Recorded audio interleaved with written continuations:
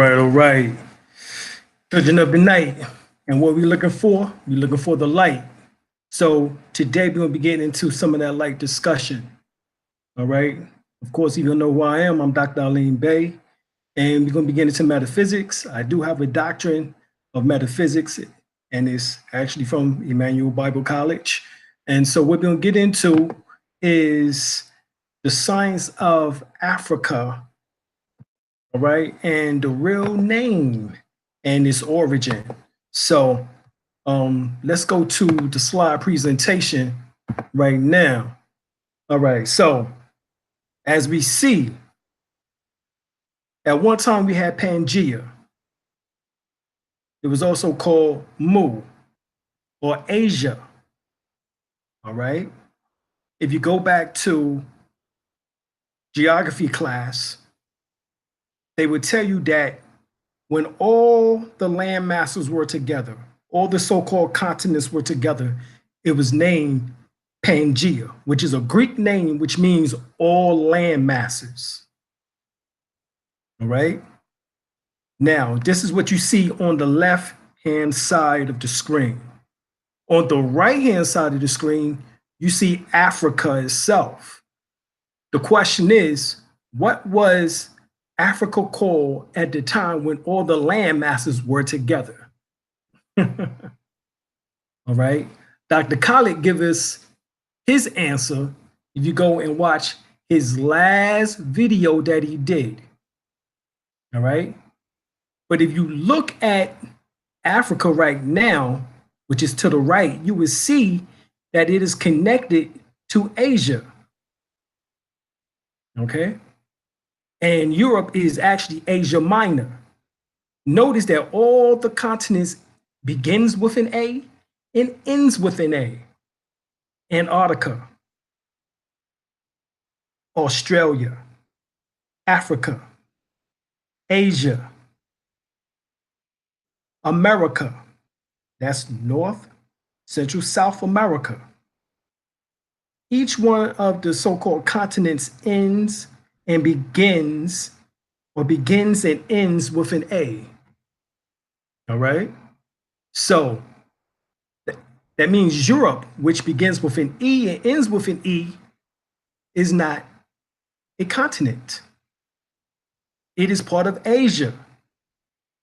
All right. And as you see here, technically, Africa is part of Asia. Or we can say that parts of Asia are actually part or connected to Africa, such as Saudi Arabia, as you see here to the upper northeast section. All right. So let's look and examine it. Metaphysically, I need for you to get the Metaphysical Bible Dictionary. In the Metaphysical Bible Dictionary by Charles Fillmore, he states that Asia is supposed to be the site of the Garden of Eden and the birthplace of man. All right. That's why you hear the contradiction between, oh, Asia is the birthplace of man. And then they tell you, oh, that's Mesopotamia. That's Samaria. And then you hear, oh, no, that's Africa. Well, let's clear up the contradictions. Asia is supposed to be the site of the Garden of Eden and the birthplace of man. All points to the within, to the spiritual in man, to the source of all. But of course, this is allegorical. The actual and physical birthplace of man is in Africa, Afuraka. And as far as a so-called landmass location, nevertheless, when the entire continent were together, it was called Asia or Pangea or Mu. The name Africa is not a European or Arab origin. Afu Raka means house of the great spirit or soul of Ra, which is referring to photonic light or energy, essentially the same meaning as the Greco-Latin word Asia. All right.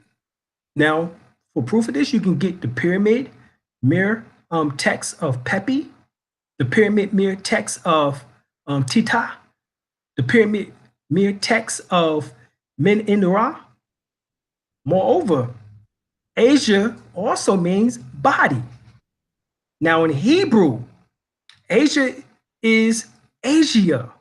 You can get the Holy Kabbalah by author Edward Waite on page 256 through 258.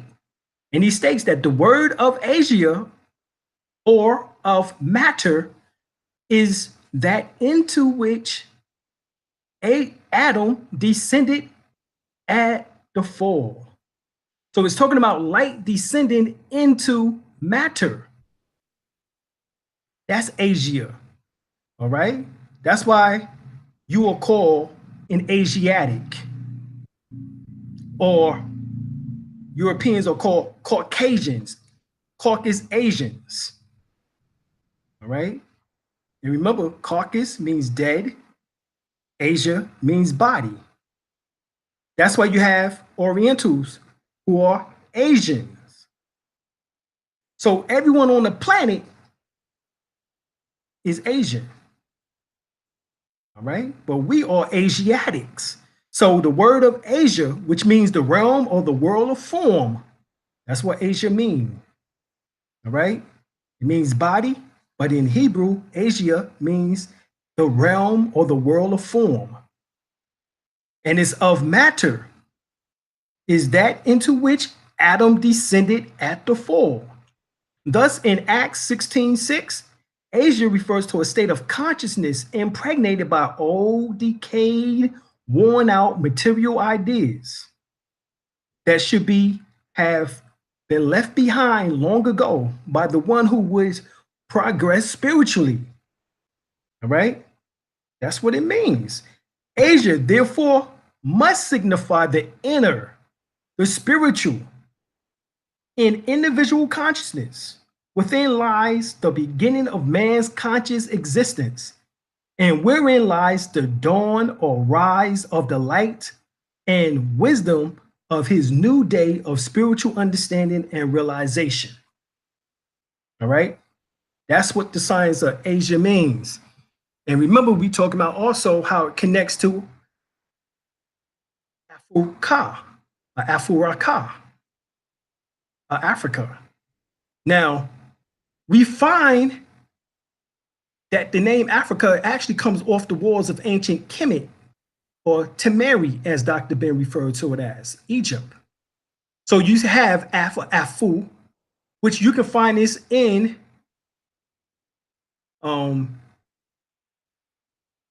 E.A. Wallace Budge's book. All right, hieroglyphics.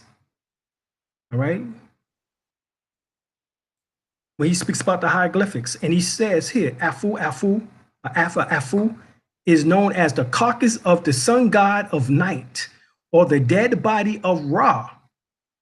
He has the form of a ram's-headed god, and his shrine is encircled by the serpent Minhan. Now, it also, Afu also means flesh, limbs, members, right? It's in reference to a house, temple, all right? That's what Afu is in relationship to, is a house or a temple, all right? Ra means the sun god, par excellence, like Ra, all right? Ra means sun or light, all right? Then you have Ka, which is the double of a man or God, the personality of a man or God self, the being of a man which is associated with the heart soul and is independent of the spirit soul. So Ka means breath. It also means ethereal or etheric, double,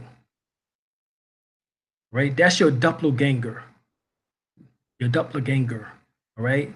So Afu Ra is actually written in stone on the walls of ancient Kemet.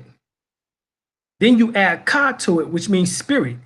So Afu, which means house or temple, and Ra means light or sun, and then Ka means spirit. is talking about the body that houses the spiritual light or the soulful sun, as in solar, the soul of Ra. That's what Africa means. So the title Ra, when he moved through matter, is Afu-Ra. The creator of Afu-Ra takes on the form or the flesh of a ram, right? And we know that the ram is Aries in the zodiac and happens to be the first symbol of the zodiac, which symbolizes that creative, raw, unadulterated force. And Ka of Afu-Ra is Afu-Ra Ka, which is the house or the temple of the creator, or the land of the creator. It's not?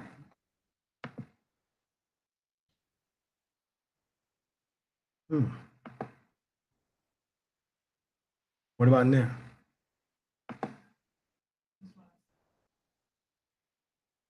Okay. What about? Okay, you see it now. All right. So this right here, right? So let me make it a little bit smaller. There we go. All right. So this right here, all right, is what we're talking about Afu Raka, all right, and how is the land of the creator or the body or temple of the sun god, right? And as you know, you have a solar plexus, which symbolizes your nervous system, your parasympathetic nervous system and your sympathetic nervous system, all right? There's a bundles of nerves right here at the plexus or at the core of your body, of your torso, right below the chest and the breast area, sitting in the center. That is your emotional seat or house. Now, it's no coincidence that when we break down Afu-Ra-Ka, that is the same breakdown even in the Bible, where it speaks of 1 Corinthians 3:16. Do you not know that your temple, that you are the temple of God, and that the Spirit of God dwells in you? That correlates perfectly with what we just broke down about Afu-Ra-Ka, Africa. 1 Corinthians 6:19, 20. Or do you not know that your body is the temple of the Holy Spirit who is in you, whom you have from God? For you was bought at a price. Therefore, glorify God in your body. In your body. Okay? 2 Corinthians 6:16, 18. For you are the temple of the living God. Okay? So this is what we have to realize. So the name Africa is not European or Arab origin. Africa is the name that the ancient Egyptians or Kemites or Temerians gave to the entire land. And the land wasn't just the physical lands of what we now refer to as Africa, but it was talking about that body, your physical body. All right? As it was also, you were called Asia. This is the age when all of Africa was one land. Okay? Africa is three words, as we just went over, Afu-Ra-Ka. Afu means house or dwelling place. Ra means light, source of all energy, and a very ancient name for God. And Ka means spirit. So the land or continent of Africa is actually the house for the spirit of Ra.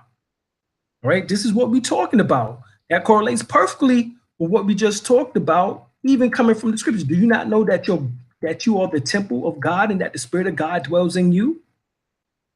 God that they're talking about is the same one that you say at the end of your prayers as a good Muslim, as a good Christian, or a good practitioner of Judaism. You say Amen, as in Amen Ra.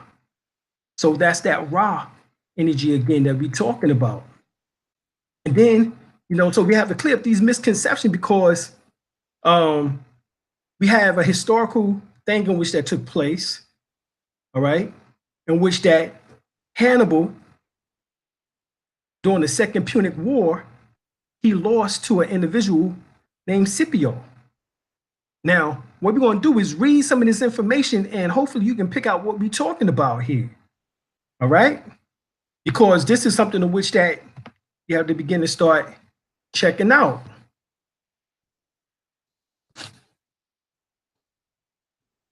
All right, so Hannibal did have a trained pool of soldiers who have fought in Italy, as well as 80 war elephants. Hannibal could boast a strength of about 40,000, 36,000 infantry, and 4,000 cavalry. It says compared to Scipio's 29,000 infantry and 6,100.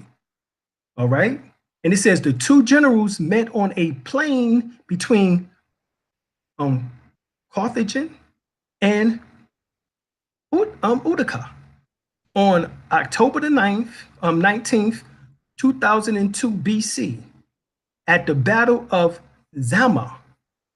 And despite mutual admiration, negotiations floundered due largely to Roman distrust of the Carthaginians.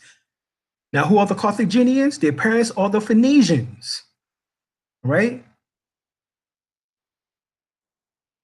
Who was called the Purple People, but the Phoenicians actually was a branch of ancient Egyptians who followed Bennu, which was actually a form of Heru, all right?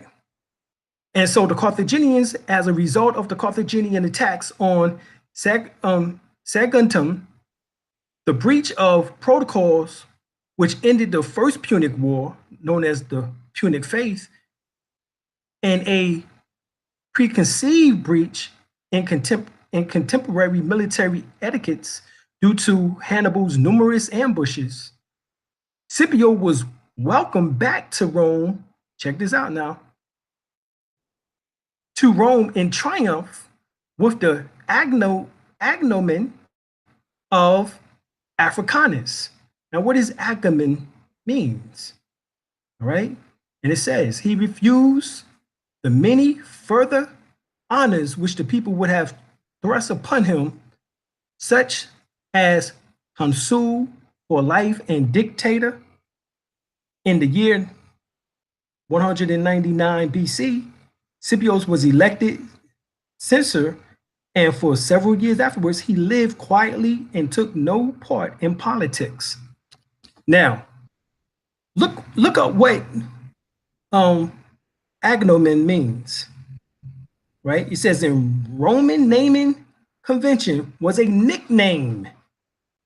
It was a nickname. So that was not his birth name, all right? That was a nickname, just as cognomen was initially, right? However, it says the cognomina eventually became family names. So agnomina was needed to distinguish between similarities, named persons. However, as the agnomen was an additional or optional component in a Roman name, not all Romans had an agnomen, at least not recorded. So pseudo Propus used the hero of the Punic Wars, all right, Publius Cornelius Scipio's, all right, and the nickname he gained for defeating Hannibal was Africanus. Okay, that's what it was. Now, go to the dictionary. All right, and it says an additional fourth name. That's what agnomen means. An additional fourth name given to a person by the ancient Romans in allusion to some achievement or other circumstances, as Africanus in Publius Cornelius Scipio's Africanus. 2, a nickname. You get it? It was a nickname. Once again, right? You go to Agnomen again, right? Online dictionary, and it says a fourth name occasionally given as an honor to an ancient Roman citizen. Okay, so it was a nickname. All right, so the name Africa was not named after Africanus, which was a nickname given to him after the defeat of Hannibal. And as you see, that was 2002 BC. What we just talked about Afuraka, which was written on the walls of ancient Kemet, or Afuraka, which becomes Africa, we talking about thousands of years ago. Thousands of years ago. Okay? We're talking about more than 3,500 years ago. Right? So there's a misconception. All right? It's not true. Now, let's look at the name Akibalan. It says the original name for Africa is Akibalan, which is Arabic for the land of the blacks. Now, let's get this straight. All right? Arabic does not go further back than Metu Neter. In fact, the origin of Arabic is from the Muritic and Demotic script, as Arabic and Hebrew came from those particular scripts or languages, or which developed into what we call now languages. All right? The original name of Africa was Afuraka. Akibalan came later as it is Arabic, right? And it says Akibalan is the oldest and the only name of the indigenous origin, but it's not. All right? Now, as we did show you, Saudi Arabia, all right, is right there on the east corner of Northeast Africa. Okay? And it said that it was used by the Moors, the Nubians, the Numidians, the Carthaginians, or the Carthaginians and Ethiopians. Africa, the current name adopted by most everyone today, was given to the continent by a European invader by the name of, it says here, Louis Africanus, but of course, once again, his name was Publius Scipio Africanus, all right, or Publius Cornelius, all right, Scipio Africanus. And that was a nickname that was only given to him, like we said before, during 2002 BC. So that was not the name of Africa during that time period, or what we now refer to as Africa now during that time period. And it says, so like all methods of manipulation, the Romans sought to completely disconnect the indigenous Africans from their culture, deities, and knowledge. Now, of course, I won't disagree with that. All right. They do have a habit of doing that, no doubt about it. Right. But that was not during that time period, because once again, obviously, the Carthaginians referred to themselves as the Afuraka. All right, people. Because once again, they was the Phoenicians, the Carthaginians, the Hebrews, all of them was followers of Heru. Okay? We get caught up into family squabbles. All right, but here it says the history of Leo Africanus or Louis Africanus or Scipio Africanus, that's the name, and the Alcibiade name change. It says Publius Cornelius Scipio battled Carthage, a powerful city-state in northern Africa, which had established itself as a leading maritime power in the world. The first Punic Wars broke out in 264 BC, when Rome interfered in a dispute with the Carthaginians controlling this island of Sicily. Right? This is why you go and check out the Sicilians. Right? They tell you that they are the children of Hannibal. All right? Which is at the southern point of area of what we now call Italy. The war ended with Rome in the city of both Sicily and Corsica, and marked the empire emergence as a naval as well as a land power.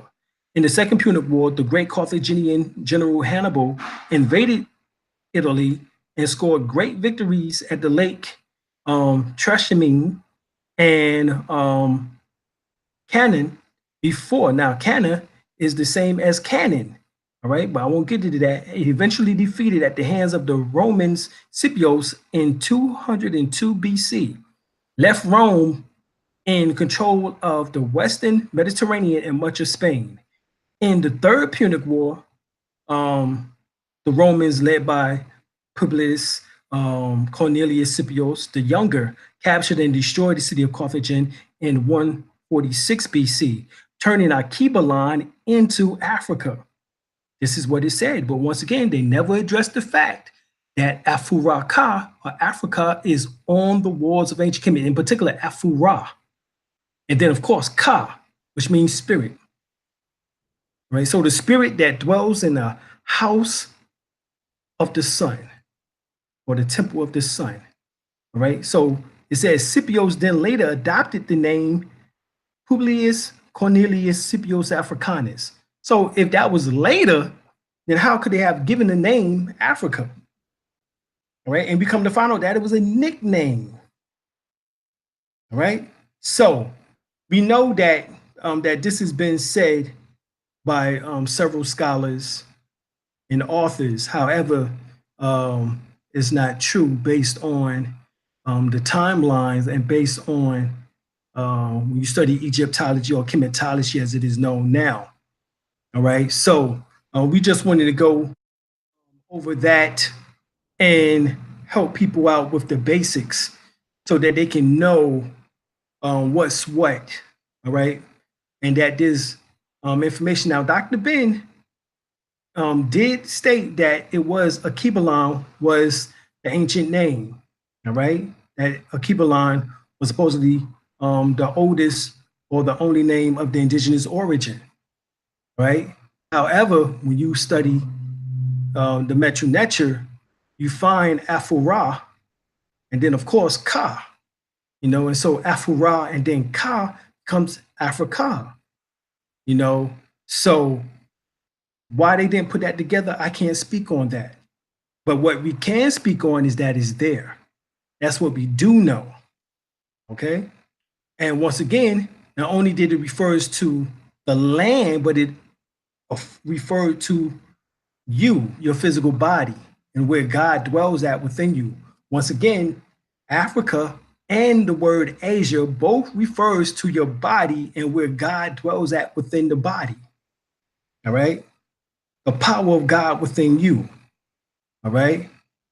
Inspector Deck, that was on his first album, solo album. The powers of God in you. Show and prove, God. You know what I'm saying? So that's what we have to realize. All right. These are the things that we have to connect and begin to start understanding, and understanding. All right. So I wanted to go there. All right. And so I don't know if there's any questions or anything. If there are, I'm pretty sure my wife is answering them to the best of her ability. And I'm going to tell y'all that we out, and see y'all next time. Then once again,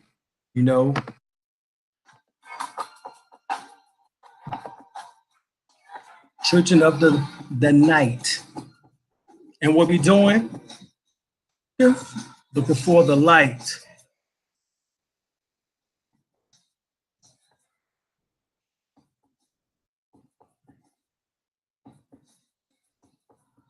Make sure you say thank you to Anthony. He gave $5 on the super chat.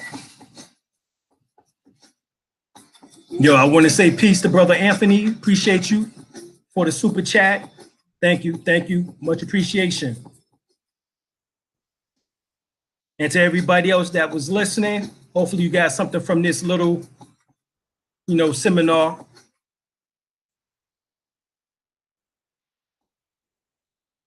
And as usual, we love y'all. And we're the children of the night, and we're looking for that light. Remember that. The children of the night, and we're looking for that light. With all our might. But we're going to get this right. Haha. Don't Yeah. fight. Yeah. Don't fight. Yeah. Don't fight.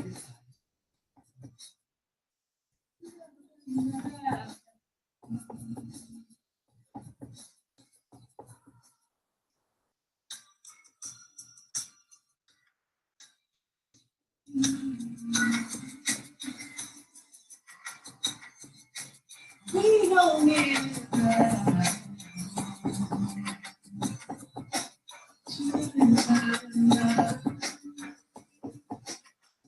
That's right. We don't need